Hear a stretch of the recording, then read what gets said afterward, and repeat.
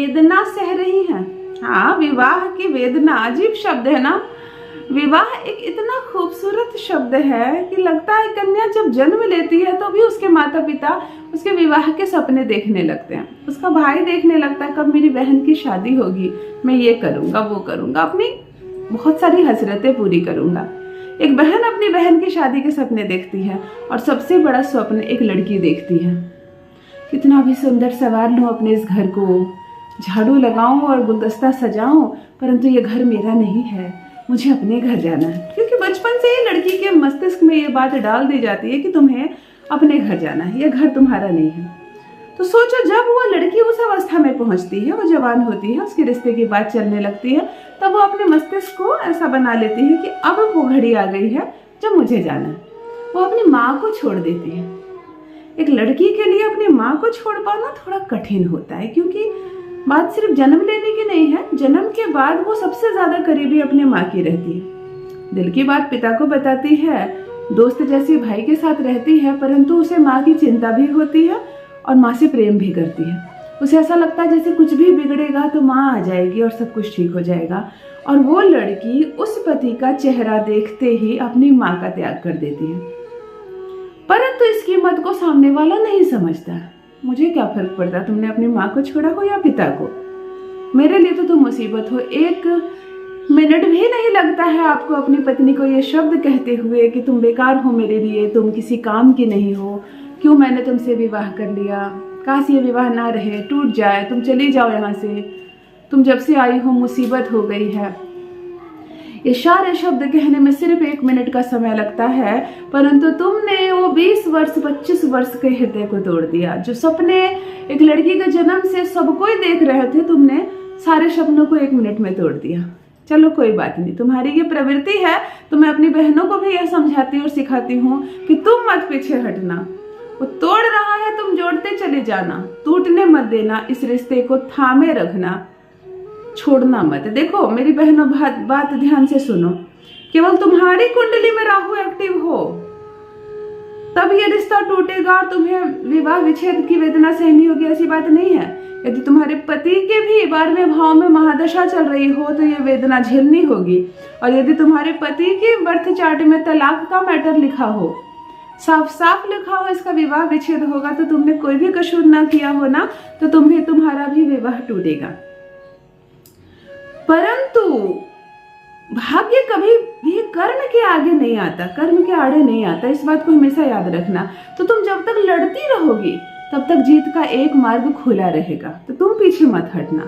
पति जो करता है उसे करने दो। वो झगड़ा कर रहा है, लड़ाई कर रहा है, अपशब्द बोल रहा है, तुम्हें अपने जीवन से निकालने की धमकी दे रहा है, देने दो। समझो शायद राहु एक्टिव है, या तो उसकी या तो तुम्हारे, परंतु राहु की ऐसी की तैसी यदि महिला अपनी शक्ति का रूप धारण कर ले, क्या राहु क्या केतु कोई ग्रह उसके आगे नहीं टिकेगा। परंतु यदि तुम हार मान गए ना, तो मामूली सा ग्रह भी तुम्हें नहीं छोड़ेगा। मुस्कुराते रहना, मैं सुंदर हूँ, मैं एक्टिव हूँ, मैं सब कुछ कर सकती हूँ, मैं सक्षम हूँ, मैं ये रिश्ता नहीं टूटने दूंगी। इस आत्मविश्वास से भरी रहना, कोई ग्रह तुम्हारा कुछ नहीं बिगाड़ सकता। हारना मत, रोना मत, पीछे मत हटना, किसी भी रिश्ते को थामे रहना। जान लीजिए प्रथम मैं कौन हूँ। नमस्कार दोस्तों, मैं हूँ खुशबू सिंह। बहुत स्वागत, बहुत अभिनंदन करती हूँ आप सबका अपने YouTube चैनल ज्योतिष ज्ञान में। कैसे हैं आप और घर में सब कैसे हैं? मेरे कमेंट सेक्शन में जय माता दी, हर हर महादेव अवश्य लिखें। अपनी खैरियत मुझे जरूर बताएं। पढ़ती हूँ हाथ की रेखाएं, पढ़ती हूँ जन्म कुंडली, और आप कुछ न बताएं तो आपका चेहरा भी पढ़ लेती हूँ। करम है, कृपा है ऊपर वाले की, प्रेम है आप सबका। जुड़िए ज्योतिष ज्ञान चैनल से। जो भी नए भाई बहन चैनल पर पहली बार आए हो, मेरे वीडियो को पहली बार देख रहे हो, मुझसे पहली बार मिल रहे हो, चैनल को सब्सक्राइब करके इस परिवार का हिस्सा बनिए, इस खुशी का हिस्सा बनिए। दिल नहीं टूटने दूंगी, घर नहीं टूटने दूंगी।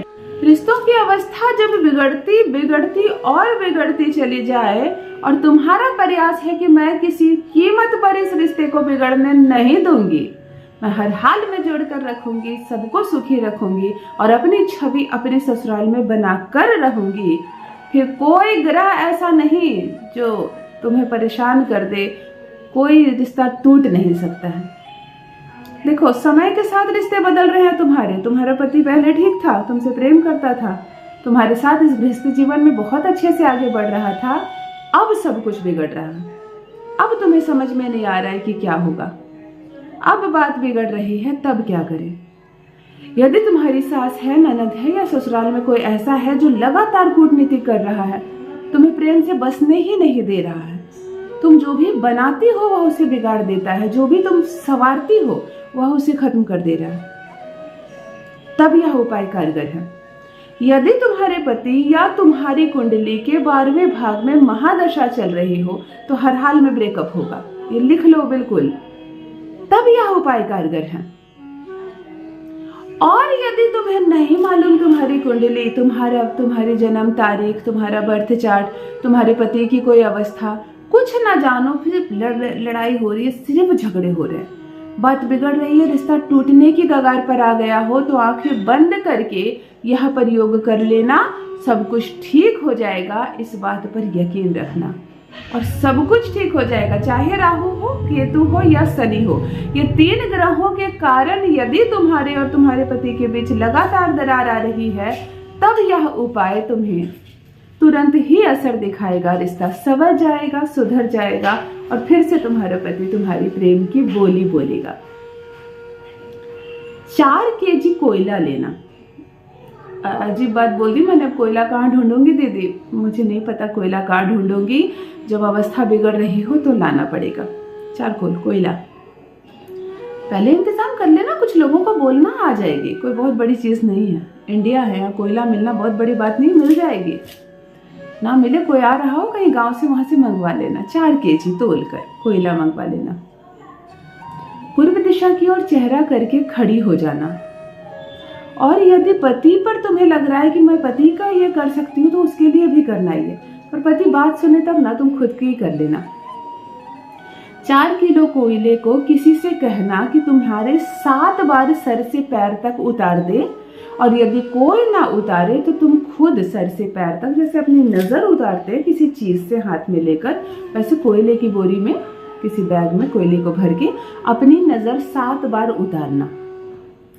ओम कंग, क के ऊपर बिंदु, कंकलाय नमः, ओम कंकलाय नमः, ओम कंकलाय नमः 51 बार जप करना। पहले 7 बार उतार देना, 51 बार जप करना, मुंह से एक भी शब्द मत बोलना।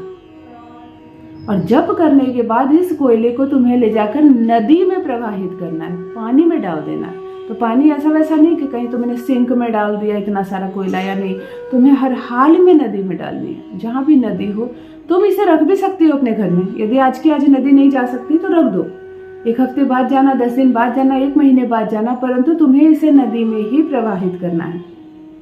ये महादशा के लिए है, राहु के लिए है, तो तुम्हें जो रूल मैं बताऊं वही करना है। तुम्हें इस कोयले को नदी में प्रवाहित कर देना है, इस विश्वास के साथ नदी का थोड़ा सा जल खुद पर भी छीट देना है, फिर घर चली आना है। और यदि सेम डे तुम ये कर सकती हो कि आज तुमने किया और आज ही फिर नदी गई और आज ही इसे प्रवाहित किया, तो सर्वोत्तम। ये महादशा क्यों ना हो तुम्हारे 12वें भाग में, वह भी समाप्त हो जाएगा, सब कुछ ठीक हो जाएगा मिनटों में, आसानी से।